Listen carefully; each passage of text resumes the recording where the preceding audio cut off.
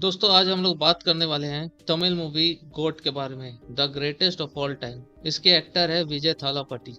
विजय थालापति तमिल के बहुत ही famous actor है। ये उनकी अब तक की सबसे महंगी फिल्म है। इस फिल्म का बजट 375 से 400 करोड़ का है। ये मूवी एक लंबी फिल्म है। ये 3 घंटे के रन टाइम के साथ आई है। फिल्म की कहानी कुछ इस तरह है। फिल्म की शुरुआत होती है कि विजय थालापति किसी मिशन पर गए हुए हैं और उस मिशन पर उनके साथ और भी कुछ मेंबर हैं। इस फिल्म में प्रभु देवा का भी नोटेबल रोल है। हालांकि कहा जा रहा है कि वो एक गेस्ट अपीयरेंस है, पर उन्होंने गेस्ट अपीयरेंस से ज्यादा ही रोल कर दिया है। फिल्म एक डबल रोल है। फिल्म की कहानी एक क्राइम थ्रिलर है। फिल्म की कहानी हर कुछ मिनटों में बदल जाती है। आप कुछ एक्सपेक्ट करें इससे पहले ही फिल्म बदल जा रही है। फिल्म में वीएफएक्स का इस्तेमाल किया गया है। इसमें जो वीएफएक्स इस्तेमाल किए गए वो ठीक ठाक है। गाने कुछ ज्यादा ही है इस फिल्म में, और क्योंकि फिल्म काफी लंबी है इसीलिए एक जगह पर आपको ऐसा लगने लगता है कि कब ये फिल्म खत्म होगी और कब ये डिसाइड होगा कि विजय थालापति अब क्या करने वाले हैं। विजय थालापति के दूसरे रोल में जो दिखाया गया है वो उनके बेटे ही है। ऐसा कुछ होता है कि फिल्म की शुरुआत में उनके बेटे उनसे बिछड़ जाते हैं और फिर यही कहानी फर्स्ट हाफ तक चलती है, यानी कि पहले 1.5 घंटे ये दिखाया जाता है कि विजय थालापति और उनके बेटे कहाँ पर रह रहे हैं। लेकिन यहाँ पर यह दिखाया जाता है कि विजय थालापति के बेटे शायद मर चुके हैं एक फेक एक्सीडेंट में।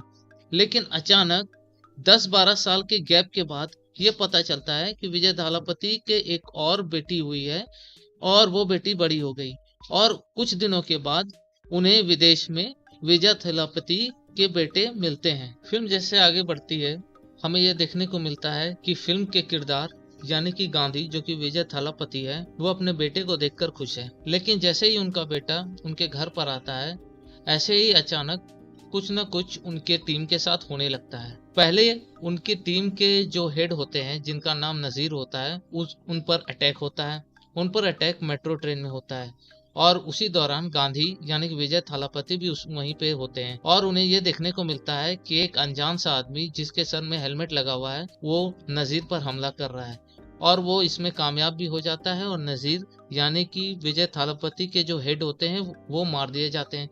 लेकिन ये नहीं पता चलता है कि वो नकाबपोश कौन था। कहानी जैसे आगे बढ़ती है हमें ये पता चलता है कि इस फिल्म का जो मेन कल्प्रिट है यानी कि जो विलेन है वो विजय थालापति के ही डबल रोल है, यानी कि गांधी के बेटे ही यहाँ पर विलेन के रोल में है। किरदार में ये दिखाया जाता है कि जब कार में एक्सीडेंट होता है तो उस बच्चे को बदल दिया जाता है और किसी और बच्चे को जला दिया जाता है, और जो बच्चा बच जाता है उसे जो आतंकवादी है जिसका नाम मेमन है वो उठा के ले जाता है और वो उसे ब्रेन वॉश कर देता है और ये बताता है कि असल में वो उसका पिता है और जो उसे पाल रहा था वो उसके पिता का हथियारा है। और इसके बाद हमें फ्लैशबैक में ये दिखाया जाता है कि किस तरीके से विजय थालापति के डबल रोल यानी कि उनके बेटे को बदला गया। और अब यहाँ पर ये सामने आता है कि जो विजय थालापति के डबल रोल है यानी कि उनके बेटे अब वो एक टेररिस्ट बन चुके हैं और वो धीरे धीरे एसएस यानी कि रॉ के एजेंट्स को मारना शुरू कर देते हैं। इसी कड़ी में जब ये चीज होने लगता है तो विजय थालापति ये जोड़ने की कोशिश करते हैं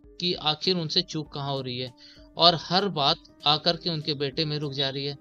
तब फिर उन्हें समझ में आता है कि जो मेन कल्प्रिट है वो उनका बेटा ही है। फिर इसके बाद हमें ये देखने को मिलता है कि जो मेमन है यानी कि वो आतंकवादी इंडिया आता है, और जैसे ही वो इंडिया आता है कि एसएस के मेंबर उसे पकड़ लेते हैं। और फिर जो जीवन रहता है यानी कि विजय थालापति के बेटे का नाम जीवन है, वो एक बेहद ही गंभीर प्लान बनाने की तैयारी में रहता है। फिल्म में दिखाया जाता है कि चेन्नई और मुंबई के सेमीफाइनल चल रहा है और वो वहां पर 1 लाख लोगों को उड़ाने के लिए बैठा हुआ है और उसने किसी तरह से सिक्योरिटी का एक्सेस भी ले लिया है। तभी वहां पर विजय थालापति आते हैं और वो मेमन को मार डालते हैं।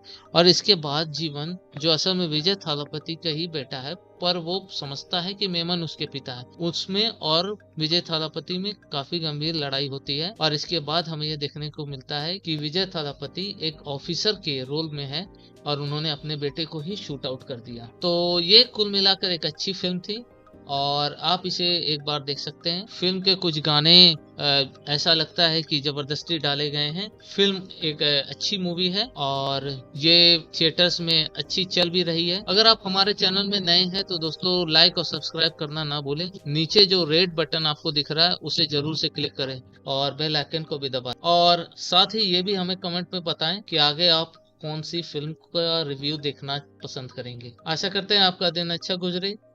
Thank you.